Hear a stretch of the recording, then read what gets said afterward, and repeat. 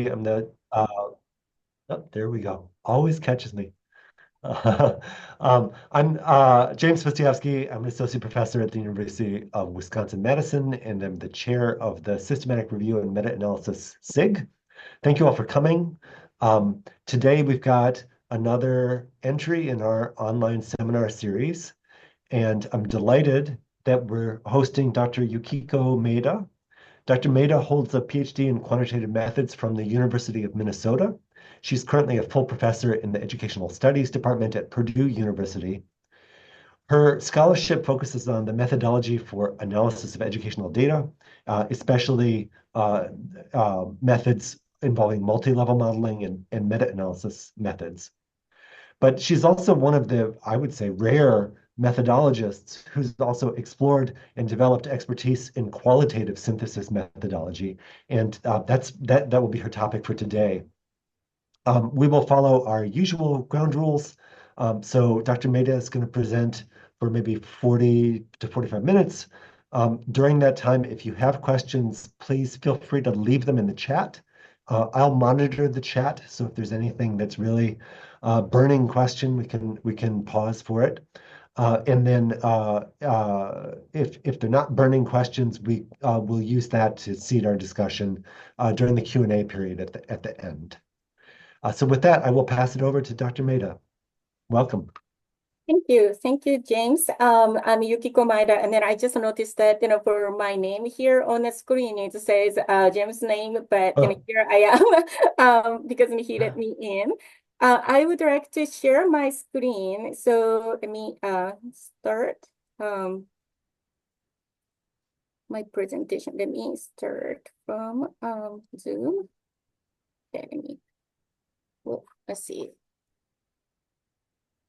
Let me try one more time. Okay, share. And then screen to share. All right. Can everyone see my screen? Okay. All right. So that again, today's theme for talk is about the synthesizing qualitative evidence in education. And I particularly want to talk about the opportunity and the challenges of the meta-aggregation based on the series of the studies I've conducted with content expert in the mathematics education and then learning design and technology at the Purdue University.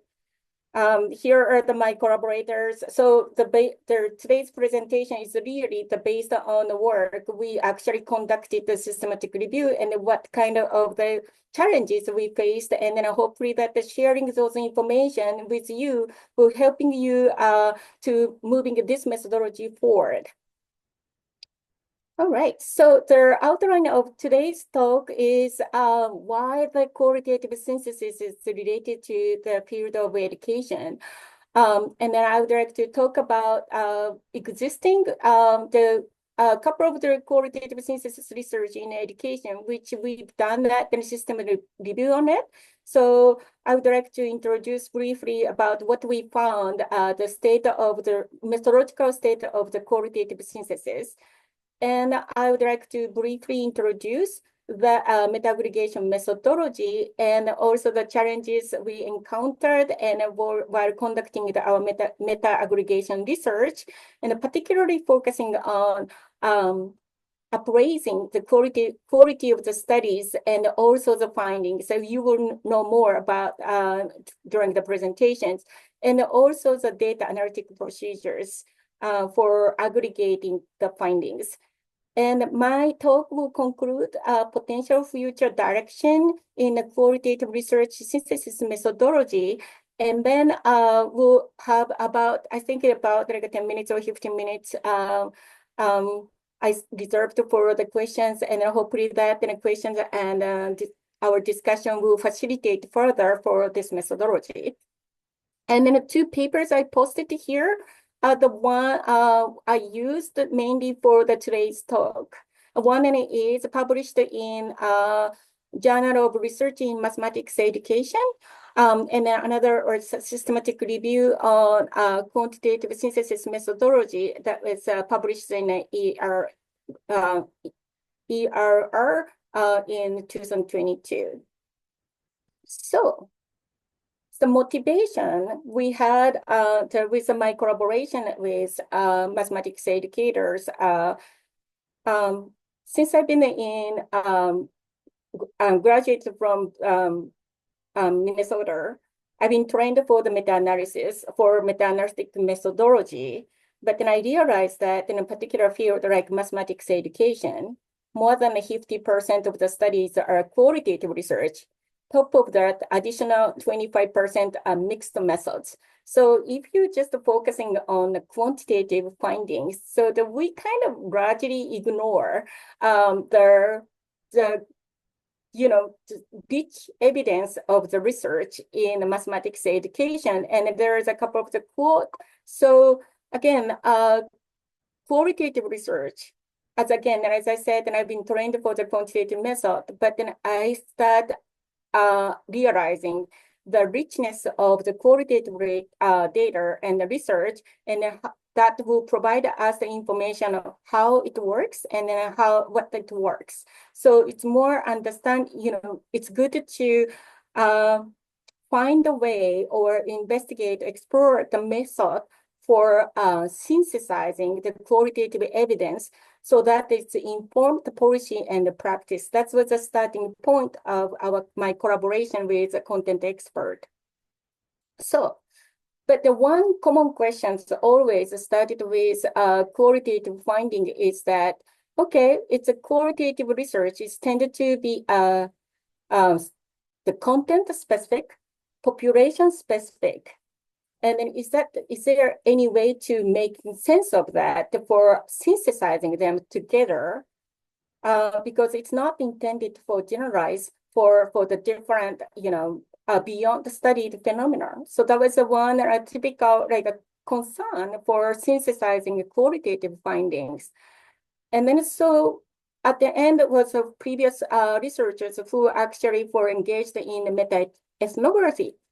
Meta-ethnography, and also our experience, the cumulative synthesis is qualitative synthesis is actually for accumulating and then deeper understanding of the studied phenomena. So it's not necessarily for generalized to the different situation on the context, but it's more try to tap into the higher level beyond the particular conditions, particular context, and provide insight into the existing theory and the knowledge. And for some of, depending on the methodology or the approach for synthesized qualitative research, it will provide you the research-based evidence for development, implementation, or evaluation of existing intervention. It's more giving you the idea of why it works, how it works. And then particularly for meta-aggregation, it's providing that more actionable recommendation for the policy and also the practice. And it's always any type of the synthesis research would provide you, where the research gap is. So now the question for qualitative synthesis methodology is not whether or not this method is feasible or not, but then how make this method is became more valid and or rigor for applying for education research. And also, as I will introduce later, there's a tons of the approaches that people are trying for synthesizing qualitative research. And then now I think it's be good to commit for more defined or standard or more established guideline for existing the method. That's where our team were interested in engaging a series of the work we did.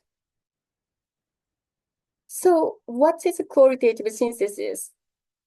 I first would like to talk about the wording for the definition of the qualitative synthesis, because you probably see a lot of the variation, which I will talk about later. But then in my talk here, I would like to use qualitative synthesis is methodology of pooling qualitative research data and drawing a conclusion based on collective meaning of the research. So it's not necessarily, I'm here using the word qualitative synthesis, talking about specific procedural approach for synthesizing it. This one is more general term. As you could see, qualitative synthesis is one type of the systematic review. And then there are popular in health science research. And but then it was one type of the system qualitative synthesis, which is a meta-ethnography, is actually was originated in education, and more method, variation of the method was imported or transformed into the education research in 1980s. It's not the simple summary of the qualitative findings, not as a literature review, but as a, depending on the way to synthesize qualitative finding, it can be a more interpretive beyond what is presented in original research. And then, or sometimes, depending on type of the qualitative synthesis, it can be a more for integrative process. But in any way, the whole method idea of qualitative synthesis is deepen the understanding of the complex phenomena through the integration of multiple qualitative research evidence. So going back to our 2022 systematic review on qualitative synthesis, we studied qualitative synthesis research, particularly in education field.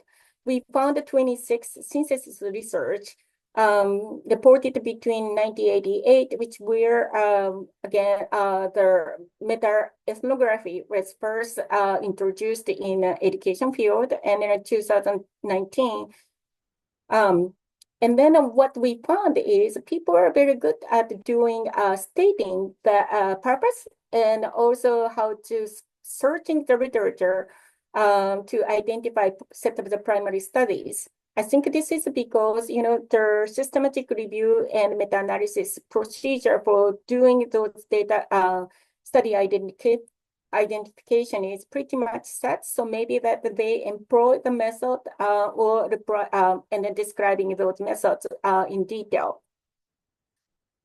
Among those 26 studies we reviewed, only like 2 are meta-aggregations. And again, the meta-aggregation is a relatively new method implemented in education. I think about half of them is more meta-ethnography. And then there is some variation of the methods for synthesizing qualitative findings. Infrequent use of quality appraisal for of each studies, and then we will come back that for later about what's really quality appraisal is, and then this is actually the unique feature for the meta-aggregation, and inconsistent or varied like a reporting practice of particularly for synthesis procedures. Particularly, I found is we found that existing qualitative synthesis so far we reviewed, and hopefully that situation have been changed since then, is a rationale for selecting a particular synthesis method. So there is a multiple procedures or approach to synthesizing the qualitative research. However, we didn't see the much of the rationale in our studies we reviewed, and also didn't talk much about how the study was sampled. And then I will go back to here as again later. And then a method for conducting appraisal and then using that after you do the appraisal, but then how the result was used for incorporating enhancing credibility of the findings. Also, not so much information about coders, because you deal with large, rich, complex volumes of the textual data. The coding is very complex. And it's important to establish some sort of the coding consistency, but the limited information of the coders we found, which also related to the reliability of the validity of the coding procedures. And finally, this might be unique for the qualitative synthesis, as there are the particular qualitative synthesis method requires authors heavily rely on the author's interpretation or reviewer's interpretation of synthesized results. So it's very relevant to author's background, and then of that information has not seen much for the reviewed studies. Right. So maybe that is a reflection of the terminologies we found in various qualitative synthesis research in educations.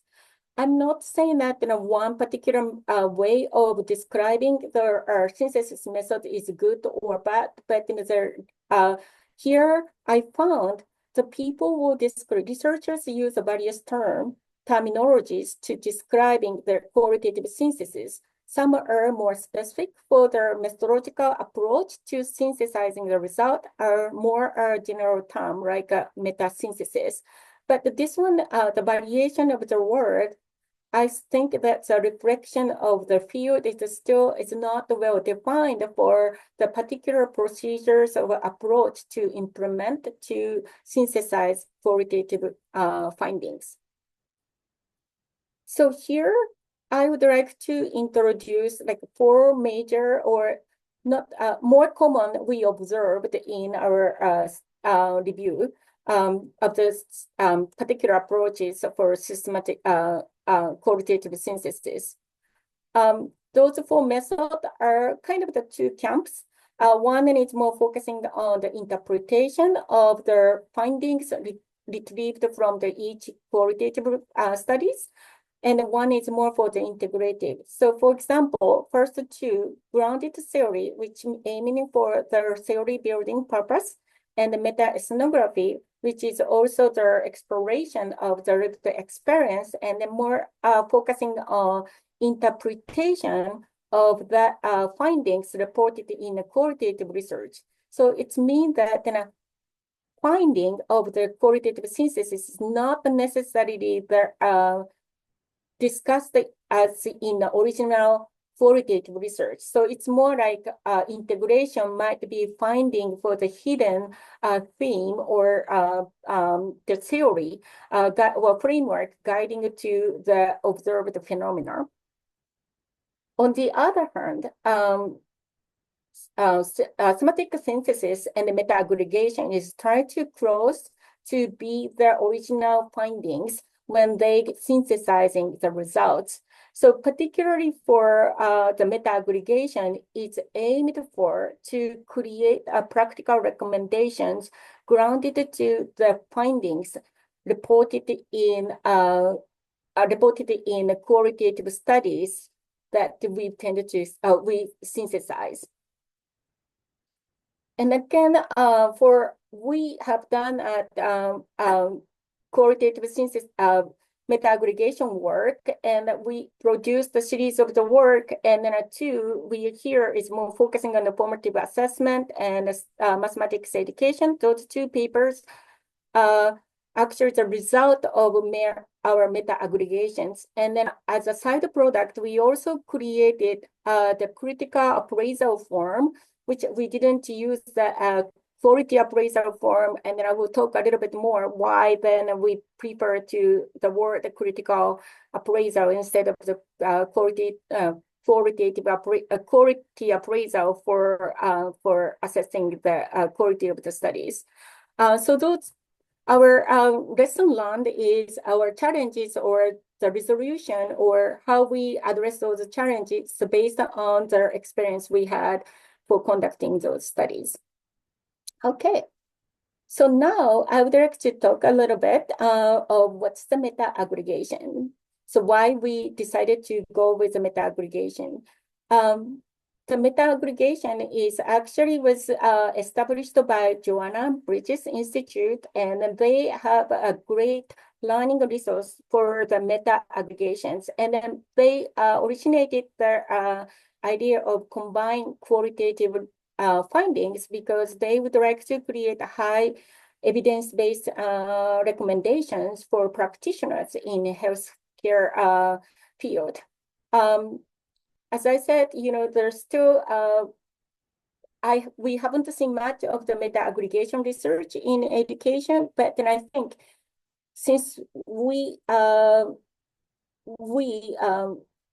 engaged in the evidence-based, promote evidence-based decision-making for education policy and practice. So I thought that this method, because of the purpose is trying to create practical level theory and the line of the action for recommendation for the line of the action. So I thought that this is we thought this is well fit into the field of education. The one unique part is, again, there is a key feature for the meta-analysis is we try not to interpret the results of the qualitative finding reported in the original study beyond what is reported. So we tried to minimize the interpretation of the primary data and also the researcher's influence as much as possible for integrating qualitative findings in the meta-aggregation. So the key steps for conducting a meta-aggregation, there are, again, the study identification. It's strictly following for the systematic review process. And the only the big uniqueness or the major uniqueness of the study identification is upgrade the quality of the included studies. For data analysis part, so we extract the relevant findings. The finding is also the interpretation of the original qualitative researchers. So if the qualitative research studies and then author interpret in a certain way, that is the finding of or data for us for doing a qualitative synthesis or meta-aggregation. And then we assess the quality of each extracted findings. And then extracted findings are now categorized based on the similarities. And then categories are now is also clustered to creating the scene. And then the scenes are now translated to their recommendation, actionable recommendation. Those are the process. One thing we found, and then I thought this might be good to highlight was, okay, so the meta-analysis, the primary unit of the analysis is it's the effect size, but meta-aggregation is credible qualitative finding. And then I will go back to what credible means because this one is kind of the keyword. And the number of their outcomes per study is one or few depending on how many effect sizes that the study provide, right? So then we tend to be worried about or concerned about how many studies are available for conducting meta-analysis. For the meta-aggregation, however, the finding are their data source and the unit of the analysis. And the study can provide multiple findings within a study. So some of our previous work on the mass education meta-aggregation, we found 10 to 40 findings per studies, depending on the richness of the data study provides. Another thing that we whenever there are multiple outcomes we have, so there is a way to statistically handle, and also the effect size will be tried to be independent, and also the precision weighted system will be applied for the meta-analysis. The dealing with those things will be a little bit different for meta-aggregations. Even like we found multiple findings from the same qualitative research study, we treat them as a distinct entries as a finding, but then as a process of the data analysis, we grouped it together, creating categories, and then eventually we will synthesizing them. And another unique component of the meta-aggregation is a two-layer of credibility judgment. So we applied for the credibility judgment at the study level and also the finding level. And for the study level, we will use a set of the questions.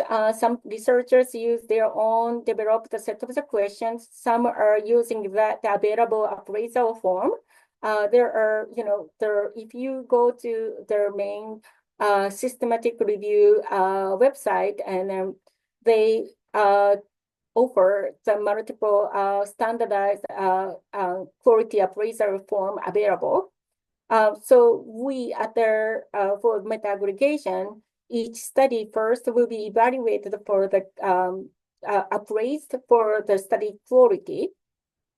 And then once the evaluation done at the study level, so each finding extracted from each study are also judged for evaluated based on the evidence accompanied to the claim they made. So if researchers state some findings, and then we were looking for the illustration that whether the claim is actually have evidence. And then evidence here I'm talking about is interviewee's direct quote or any observation notes or any actual data accompanied with the claim that author made. And then based on the evidence, availability of the evidence, we will have like 3 levels of the judgment: unequivocal or equivocal or credible or unsupportive. And meta-aggregation, it's based on JBI's recommendations of meta-aggregations, so focusing more on the findings at the level of unequivocal or the credible level, and then tended to discard the findings at the unsupportive level. And going back to my earlier comment related to the critical appraisal or quality appraisal, when we tried to appraising at the study level, we struggled how to define the quality of the study for including qualitative synthesis.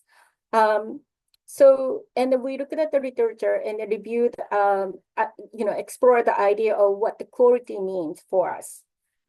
The Hong and the Puri mentioned about that, then there's 3 types of the quality we can discuss.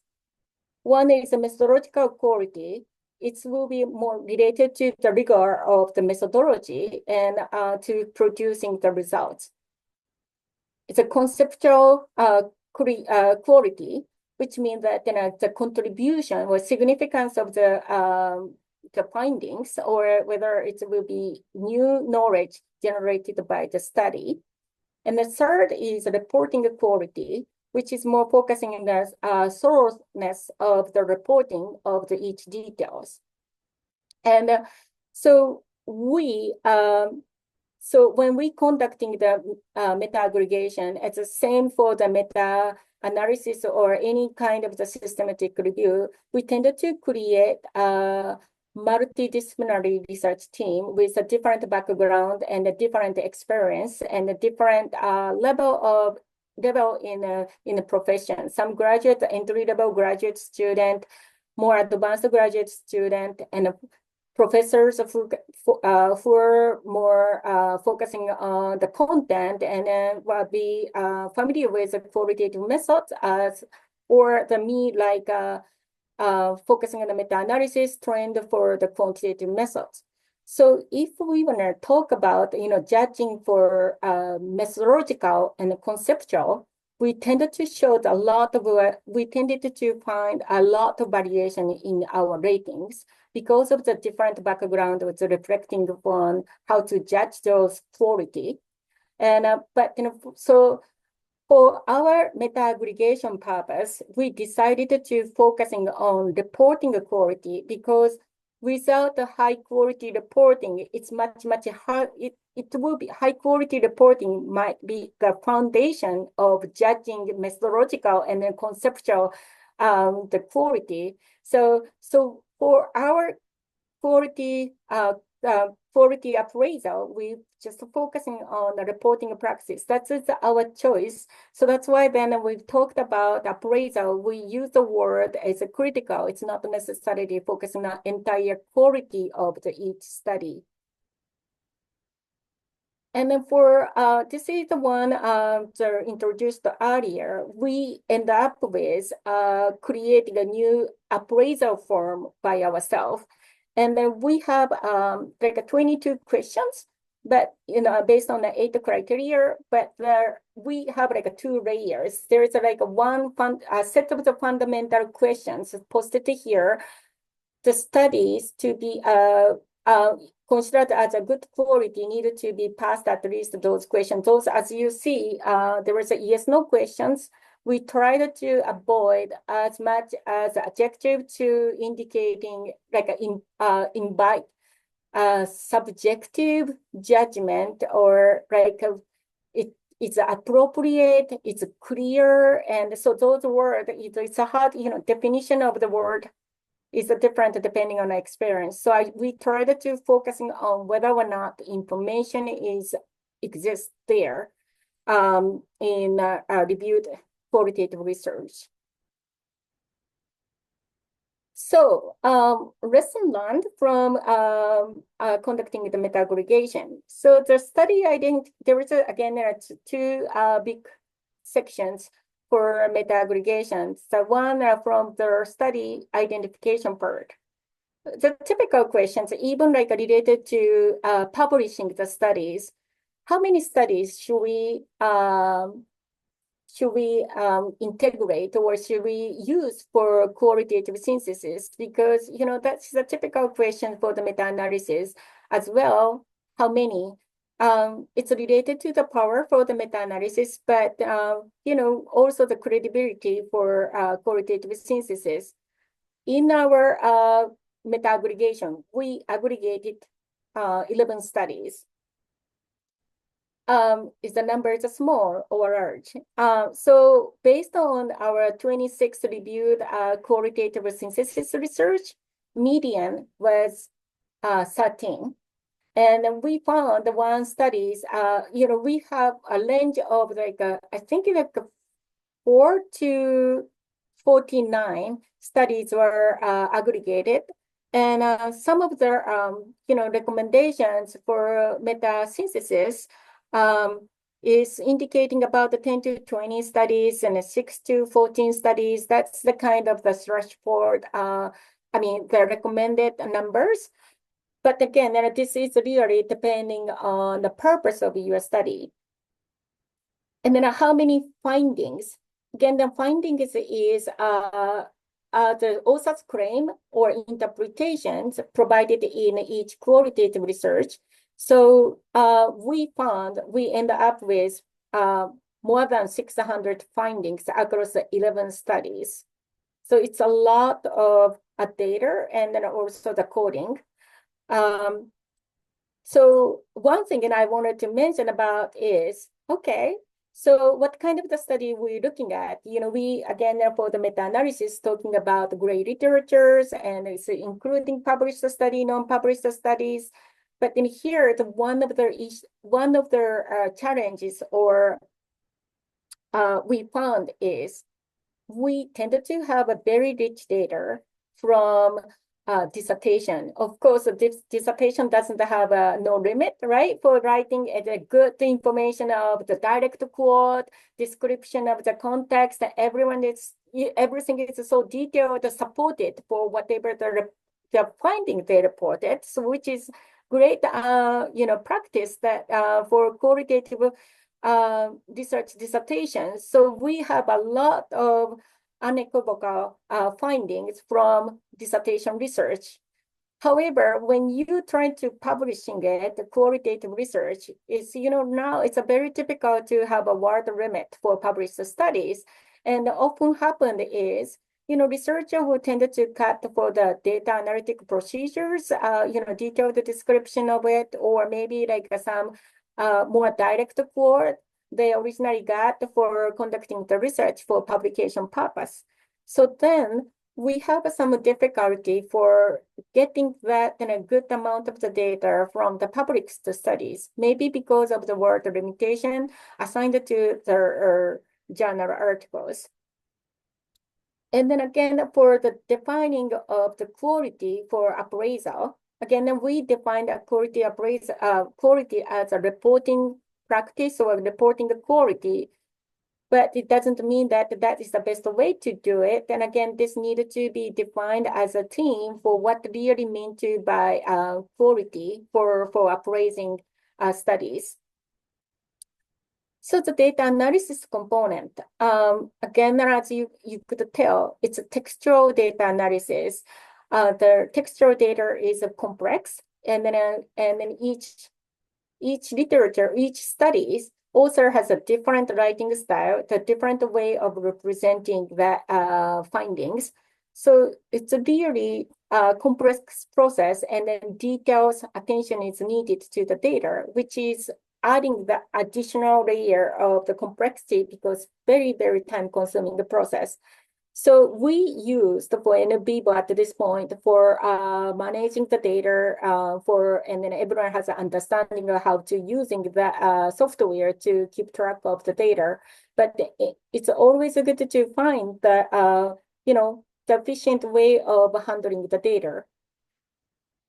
Also, again, there's a lot of variation, and we found among the researchers, original primary researchers, to reporting the findings. Sometimes in a way of writing is making us difficult to find if this is decide whether this is actual finding or they're just for the statement by the participant. Another things we found is, there are the good guideline of how to judge the level of the credibility of each finding. However, there is still limited guidance available. What should we do with the different level of the credibility? Should I just focusing on unequivocal findings, or should we combine those credible and unequivocal findings together in the same way, or is there any way to weighting those findings? And then we don't have that guideline much, and then it will be good to have a good discussion on that, how to combine or reflect for the difference in credibility in integration. And then also assigning the descriptive labels as a category. So we, for trying to using the word from each finding we found. So one way we did is try to, again, and it's a meta-aggregation, we tried to be close to the data. So we tried to find the keyword from the textual data, the finding, and then using that word as much as we can. And then we're using that as a categories, and then eventually for combining them across the findings. So the next slide is actually from one of the studies as an example how we translated from original finding, the finding we found, and then to assign, creating the keyword, assign the code, and then converting to their statement, and then a statement now to transform it to as a recommendation. Okay. So so the recommendation for the conducting the meta-aggregation and then also in qualitative synthesis in general. Again, I think there are the multiple approaches or methods available for conducting the qualitative synthesis, and then it's good to pay attention to the different type of the method, and then how that method is aligned for the purpose of your qualitative synthesis. And then again, for applying the sampling methods. So here is the idea for more aligned to the qualitative research. And then qualitative research we employed for purposive sampling, right? To trying to identify the studies which will align, which will represent the case. So in typical for the, I think the typical recommendation for meta-analysis and also meta-analysis and the systematic review is trying to get a comprehensive pool and then to use those all as a data. However, I think that I agree for doing a comprehensive search of the study, but then is there necessary for integrating all the studies you found for qualitative synthesis? Can we do like a sampling, purposive sampling that for integrating a qualitative finding as we typically do or often do for qualitative research. And there is a discussion about applying for the purposive sampling for qualitative synthesis. And then I thought that would be a good to consider and then further elaborate the discussion.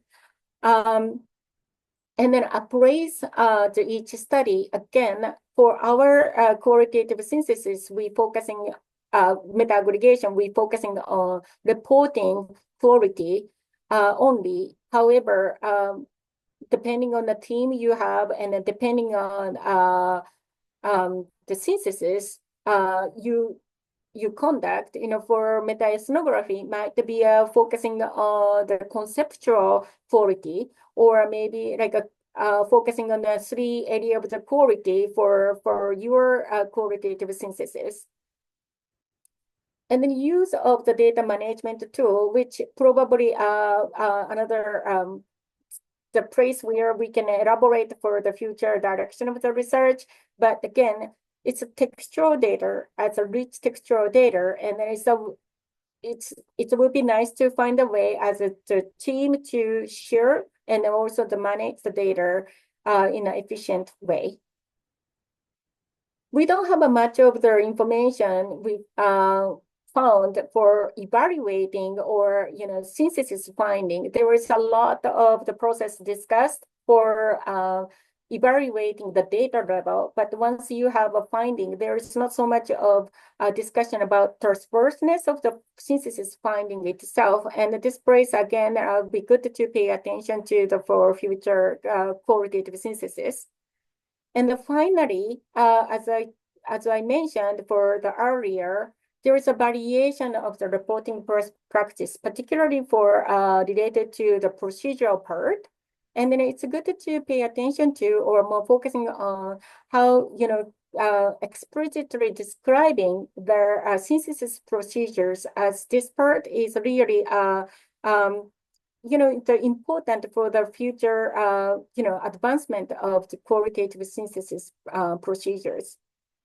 Okay, so I would like to talk a little bit about where I think we might be going for the qualitative synthesis research methodology. So the one, again, this is the slide I put in earlier. We are not necessarily focusing on inventing an additional new method, but more dig into the process of the qualitative synthesis. And then one way, I think it's been, we've been working for the meta-analysis and the systematic review is integration of some automated methods in qualitative synthesis. So as again, going back to the key steps of conducting meta-analysis, there are the couple of places I can think of for integrating the automated process.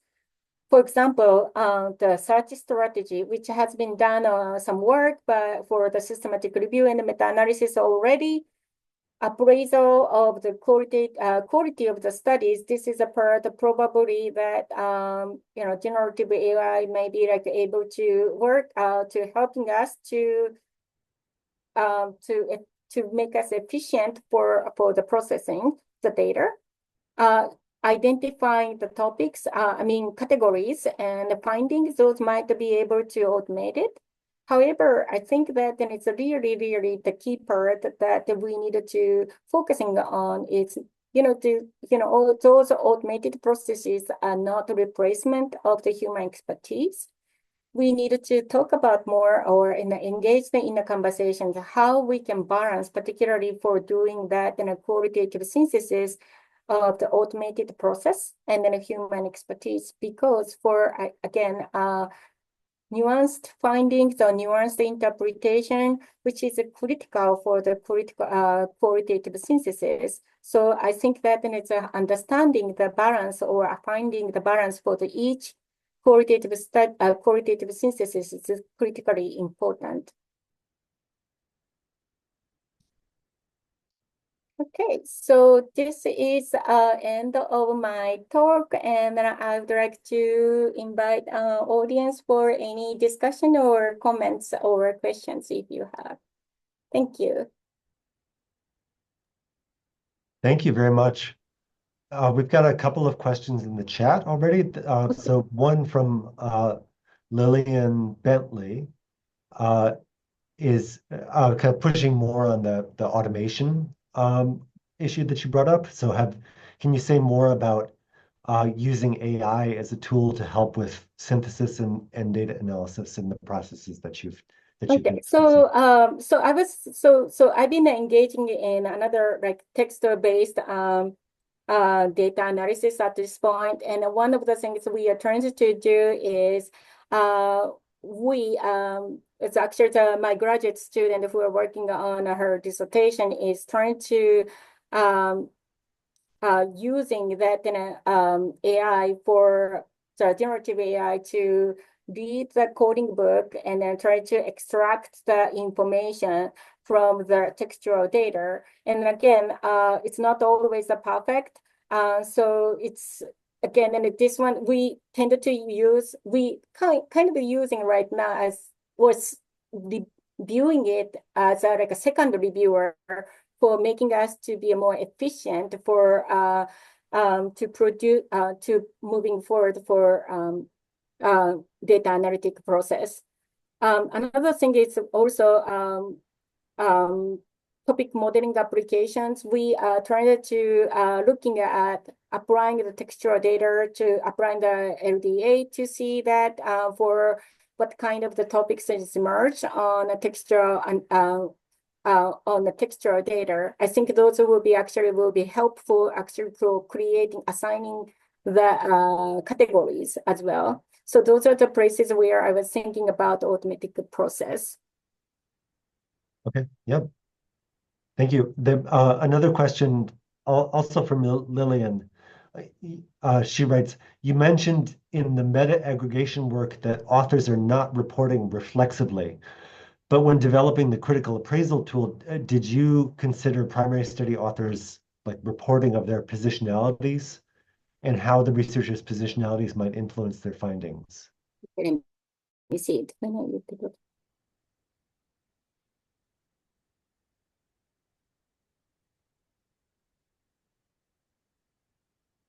Okay, so I think this is a good question. When I see the mention about this is what's this?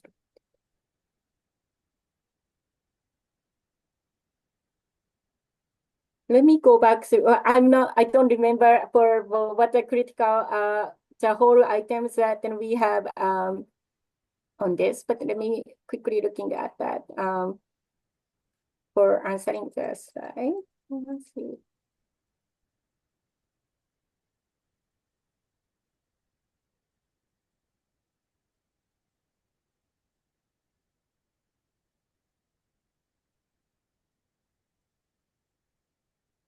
I think that we didn't include that as a reflectivity as a key critical questions, but then I think that we needed to go back to address that question for looking at all 22 questions. But if you're willing to, I'm happy to share those studies to look into the critical appraisal form for that we created. Other questions? The floor is open.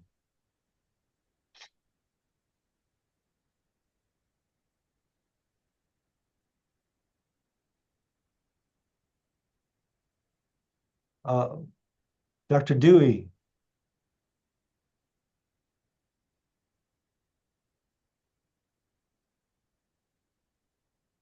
Thank you, James.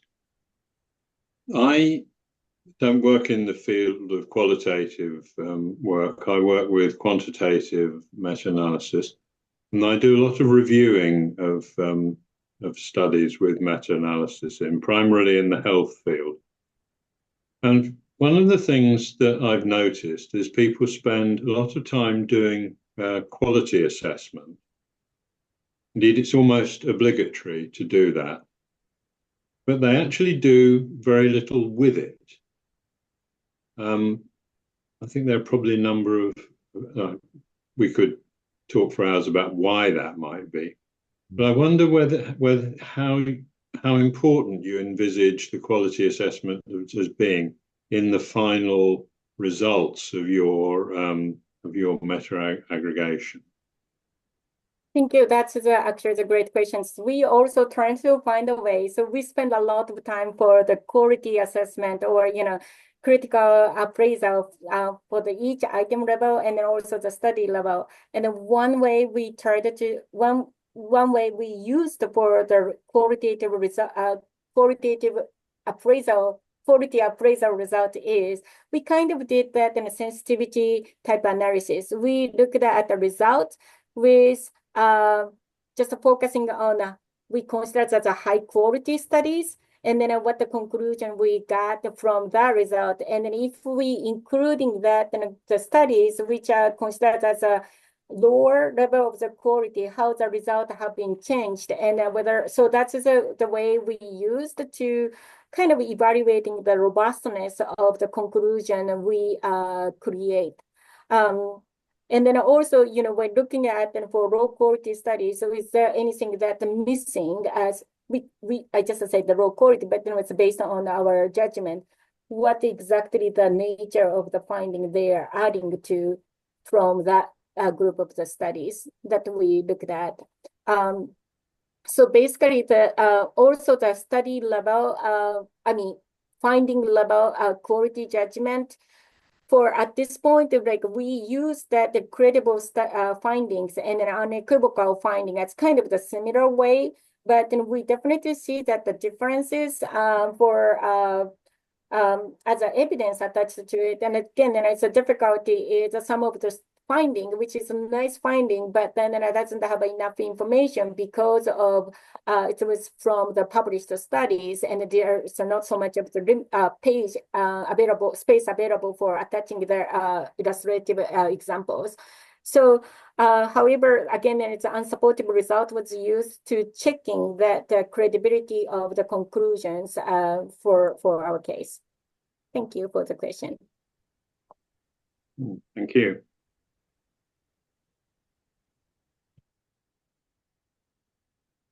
Yeah, again, that's the part. Oh, I'm sorry, but again, that's the part that I think that we really I personally is interested in knowing more what might be the best way to using that quality information, and then for because there aren't much of their guidance, and then also the people tended to be like, okay, so we did that process, but didn't do much with that result for the quality judgment.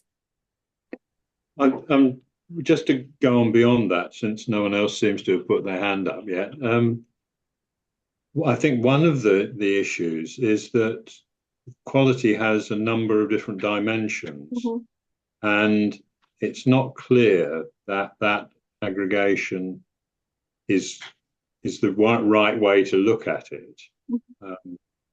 Anyway, I see someone has got their hand up now, so I'll shut up and let them have a go.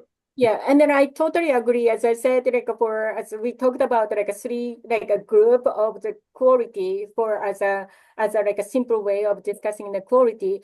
However, again, and it's really the quality is a multi-dimensional, and then depending on the study and then depending on nature of the investigation, the quality might be a importance of the dimension, particular dimension, it will be a different as well. Dr. Moss, go ahead. Hi, thanks. And thanks for a really interesting presentation. I was wondering if you had considered the work of the Grade Cirqual Working Group. Is that a term that rings a bell? Yeah, their well, so that one is a credibility. So I think I introduced that, for the one of the slide for So I just put the link to Great Cirqual in the chat.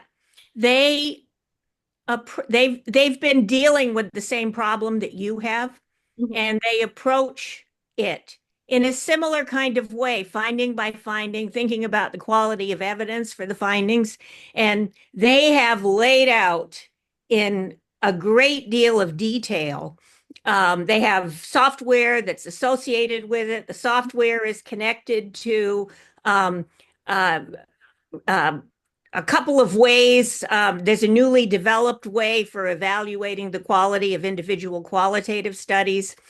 Um, so I was just curious if that was something you had looked at in any depth, and if not, it might be. And that approach is now being recommended by the Cochrane and Campbell collaboratives that are focusing on developing qualitative not just developing, but sort of standardizing qualitative synthesis methods. So if you hadn't looked at Great Cirqual yet, it may be worth it. And if you have, I'd be really interested in your take on it. So again, I aware of it. So that's one of the things that we mentioned about but again, I haven't dig into the more, and then I think that's now is thank you for sharing that again for the link, and then again it will be good to going back and then we'll dig into more for the future. Thank you so much. Karen? Hi, thank you for a great presentation. I do a lot of work that is both qualitative and quantitative, so I appreciate this. My question is just kind of, as I was thinking about this wrestling with quality, it dawns on me that in the quantitative meta-analysis, we do all that we can to include studies with null findings for publication, to control for publication bias. And I'm not really sure how publication bias relates with qualitative meta-aggregation, but I'm really wondering about that and how that might impact. Because what's our measure of bias in qualitative studies? And is that those three categories that you're using at the study level? I don't know. I'm just curious your thoughts about that. So that is actually a very, very good questions. And then one of those, I mean, the comment, you know, we found actually for the qualitative synthesis, the dissertation is the richest source of the data, Yeah. because again, it's the nature of, you have like 300 pages of the document, and then it will have a lot of good quotes, and then it will supporting the finding.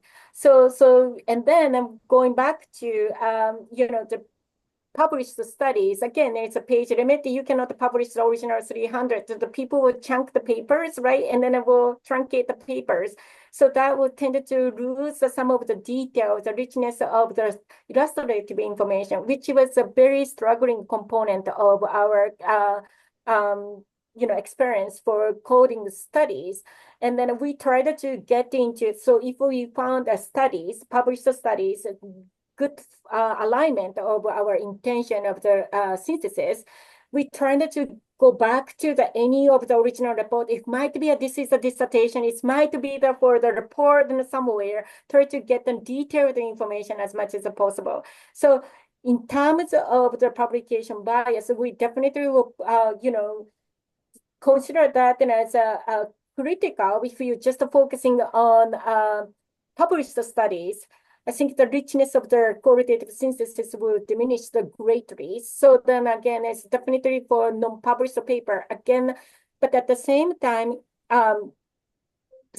we needed to deal with another layer of the quality of the papers, right? And then so if we're just focusing on more richness of the detailness of the document, how do we cooperate with that? The quality of again, I didn't mean that then it's a dissertation that is not like a good quality, but so if we said that then a published study is like a high quality, some people will use that then as a standard or Right. But so that's the part we needed to deal with. But we found it's very, very good rich data from qualitative dissertations.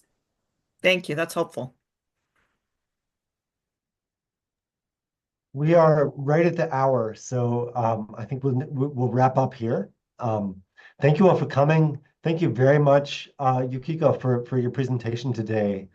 It's really valuable for us to have your perspective on these methods. We've got lots of activities coming up at AERA in Denver next week. The program co-chairs, Carlton and Derek, will have an email going out about that shortly, probably later today. And then we've got one last seminar coming up in May. We'll be switching gears yet again. We have Dr.